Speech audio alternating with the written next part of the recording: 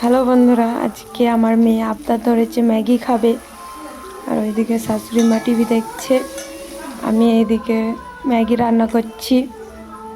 মটরশুঁটিগুলো তেলে ভেজে নিয়ে ম্যাগিগুলো দিয়ে দিলাম, দিয়ে একসাথে ভেজে নিচ্ছি। হালকা লাল লাল করে ভেজে নিলাম। এবার পরিমাণ মতো জল দিয়ে দিলাম, আর ম্যাগি মশলা আর সামান্য একটু লবণ দিয়ে নেড়ে মিক্সড করে নিলাম।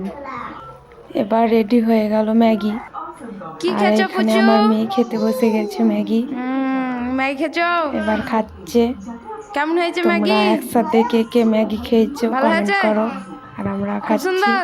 ম্যাগিটা খুব টাটা সুন্দর দিয়ে দাও। হয়েছে। আর আমার মেয়ে টাটা দিচ্ছে। এবার আমরা সবাই মিলে খাচ্ছি। তোমরা বাবার কমেন্ট জন্য করো আছে। কে কে এরকম একসাথে বসে ম্যাগি খেয়েছো সন্ধ্যাবেলায়।